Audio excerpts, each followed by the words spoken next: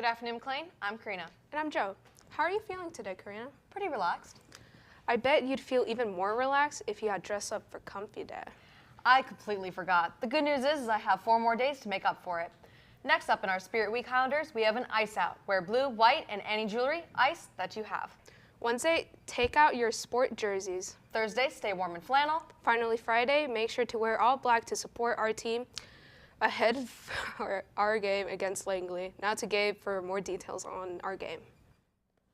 What's good, Highlanders? It's Spirit Week, and there's a ton of games leading up to our eventual doubleheader basketball clash with Langley. The games start on Thursday, where the boys and girls freshman and JV teams play Langley away. Friday, the varsity teams get their share of the fun when they take on Langley away.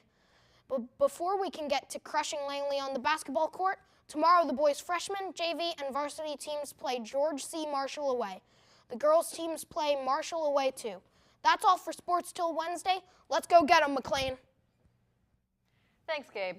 The FAFSA forums opened recently, and McLean is hosting a FAFSA completion night this Wednesday between 5:30 and 7:30 p.m. in the lecture hall. It is not a presentation, but a space with financial aid resources available to help you complete the form. If you're looking for some winter game night fun, McLeadership is hosting its first ever bingo night on Wednesday from 6 to 8 p.m. Staff and students are welcome. Don't miss out. If you're looking for something to do on our day off next Monday, McLean is working with Volunteer Fairfax for the Martin Luther King Jr. Day of Service. The event will include a food drive, support for animal welfare, making clothing for veterans, and more. The event is free, but prior registration is required. Register as soon as possible if you want to volunteer, as tickets will sell out soon. Now to Connor with our fun fact of the day. What's shaking, McLean? It's Connor bringing you the fun fact of the day. Giraffes have an average height of around 16 feet.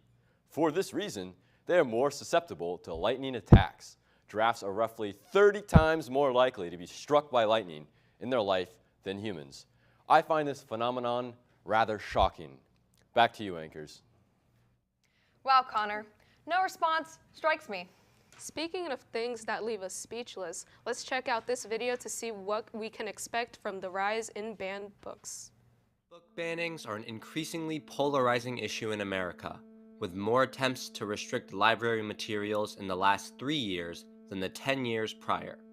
Peter Sullivan, the Director of Adult Services at Mary Riley Stiles Public Library, talks about the effect of book banning attempts on libraries. Different libraries have different protocols, but usually it involves, a board of staff having to review the material and make some kind of written, some paperwork has to be created and everything has to be documented. And this is all, time that staff could be using in more productive ways. So it hurts the library even if it doesn't result in the book being banned. More than a problem for librarians, book bannings may harm the future generations of readers.